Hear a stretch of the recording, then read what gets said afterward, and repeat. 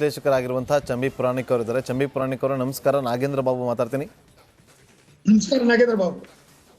ಈಗ ಭಾರತೀಯ ಹಡಗು ಅಲ್ಲಿ ಬರ್ತಾ ಇತ್ತು, ಅದ್ರ ಮೇಲೆ ಅಟ್ಯಾಕ್ ಆಗಿದೆ. ಯಾರು ಅಟ್ಯಾಕ್ ಮಾಡಿದ್ದಾರೆ ಅನ್ನೋದು ಇಲ್ಲಿವರೆಗೂ ಕೂಡ ಸ್ಪಷ್ಟವಾಗಿ ಗೊತ್ತಾಗ್ತಾ ಇಲ್ಲ. 24 ಜನ ನಾವಿಕರು ನಮ್ಮನ್ನು ರಕ್ಷಣೆ ಮಾಡಿ ಅಂತೇಳಿ ಕರೆ ಕೊಟ್ಟಿದ್ದಾರೆ. ಏನು ಆಗ್ತಾ ಇದೆ ಅಲ್ಲಿ?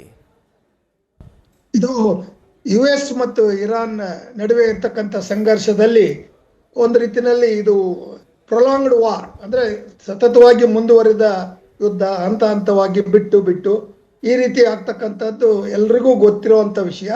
ಅದು ಸುಮಾರು 2-3 ತಿಂಗಳಿಂದ ನಡೀತಾನೆ ಇದೆ. ಇದನ್ನ ನಿಲ್ಲಿಸ್ಲಿಕ್ಕೆ ಇರಾನ್ ಸಹ ತಯಾರಿಲ್ಲ, ಮತ್ತೆ US ಆಲ್ಸೋ ಅದಕ್ಕೆ ಒಂದು ರೀತಿಯಲ್ಲಿ ಯಾವ ಕಂಡೀಷನ್ ಮೇಲೆ ಇದಕ್ಕೆ ಒಂದು ಶಾಂತಿ ಸಂಧಾನ ಅಥವಾ ಈ ಡ್ರೋನ್ ಅಟ್ಯಾಕ್ ಮಾಡೋದನ್ನು ನಿಲ್ಲಿಸುವುದು, ಇವುಗಳ ಬಗ್ಗೆ ಯಾವುದೇ ತೀರ್ಮಾನ ಆಗಿಲ್ಲ. ಅವರು ಒಂದು ರೀತಿಯಲ್ಲಿ ಅರಾಜಕತೆ, there is an anarchy in the Gulf region itself. So but ನನ್ನ ಅಂದಾಜಿನ ಪ್ರಕಾರ ಅಥವಾ ನನಗೆ ಗೊತ್ತಿರೋ ಮಾಹಿತಿ ಪ್ರಕಾರ ಇದು ಇರಾನ್ನಿಂದ ಒಮನ್ ಮೇಲೆ ಆಗಿರ್ತಕ್ಕಂಥ ದಾಳಿ. ಯಾಕಂದ್ರೆ ಅಲ್ಲಿ ನಾಗೇಂದ್ರ ಬಾಬು ಒಂದು ಪಾಯಿಂಟ್ ಇದೆ, 70 ಲಕ್ಷ ಬ್ಯಾರಲ್ಗಳನ್ನ ಪ್ರತಿನಿತ್ಯ ಇದು ಎಕ್ಸ್ಪೋರ್ಟ್ ಮಾಡ್ತಕ್ಕಂಥ ಒಂದು ಪ್ರಮುಖವಾದ ವಾಣಿಜ್ಯ ಕೇಂದ್ರ. ಅಂದ್ರೆ ಏನಾಯ್ತು, 80% of the oil that goes to different parts of the world, it passes through Oman. ಏನು ಅಲ್ಲಿದೆಯಲ್ಲ ಮೀನಾ ಫಾಲಾಲ್ ಅಂತಕ್ಕಂಥ ಒಂದು ಏನು ಆಯಿಲ್ ಬೇಸ್ ಇದೆಯಲ್ಲ, ಆ ಒಂದು ಪ್ರದೇಶದಿಂದ ಇದು ಹೋಗ್ತಕ್ಕಂಥದ್ದು. ಅದರಿಂದ ಇದೊಂದು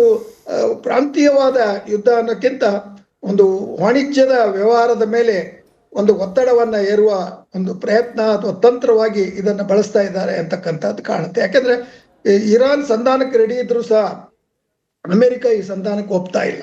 ಆದ್ರಿಂದ ಇದು ಎಲ್ಲೋ ಒಂದು ರೀತಿ ನೆನೆಗುದಿಗೆ ಬಿದ್ದಿದೆ, ಸ್ಟೇಲ್ ಮೇಟ್. ಒಂದು ರೀತಿಯಲ್ಲಿ ಇದು ಇಂಡಿಸಿಸಿವ್ ವಾರ್ ಅಂತಕ್ಕಂಥದ್ದು. ಮತ್ತೆ ಆರ್ಥಿಕವಾದ ಯುದ್ಧ ಇದು ಆರ್ಥಿಕವಾದ ಯುದ್ಧ. ಯಾಕೆ ಅಂದ್ರೆ ಅಮೆರಿಕಾದ ಮೇಲೆ ಒತ್ತಡವನ್ನು ಹೇರತಕ್ಕಂಥದ್ದು ಮತ್ತು ಒಮನ್ ಅವರ ಆಶ್ರಯದಲ್ಲಿ ಇರ್ತಕ್ಕಂಥದ್ದು, ಮತ್ತು ಒಮನ್ ಮತ್ತು ಇರಾನ್ ನೇರ ಸಂಬಂಧ ಇದೆ. ಅದರಿಂದ ಅಮೆರಿಕಾದ ಒಂದು ದಾಳಿ ಇದ್ರ ಮೇಲೆ ಆಗಿಲ್ಲ ಅಂತಕ್ಕಂಥದ್ದನ್ನ ಖಚಿತಪಡಿಸ್ಕೊಳ್ಬೇಕು. ಆದರೆ ಸದ್ಯದ ಜಸ್ಟ್ ಬರ್ತಕ್ಕಂಥ ಮಾಹಿತಿ ಪ್ರಕಾರ ಇದು ತುಂಬಾ ಡ್ಯಾಮೇಜ್ ಅನ್ನು ಮಾಡಿದೆ.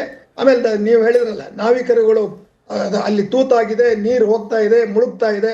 ಇಂಥ ಸನ್ನಿವೇಶದಲ್ಲಿ ಅವ್ರನ್ನ ರಕ್ಷಿಸಬೇಕು.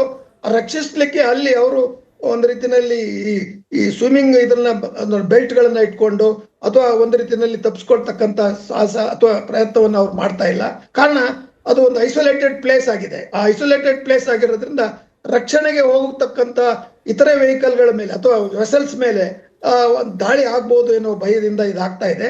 ಅದರಿಂದ ಇದು ನೇರ ಮಾತುಕತೆಯ ಮೂಲಕ ಅಮೆರಿಕ ಮತ್ತು ಒಮಾನಿನ ಒಂದು ಏನು ರಾಜಕೀಯ ಒಂದು ನಾಯಕರಿದ್ದಾರೆ, ಅವರುಗಳು ಇರಾನ್ನೊಂದಿಗೆ ಸಂಧಾನವನ್ನ ಮಾಡಬೇಕು.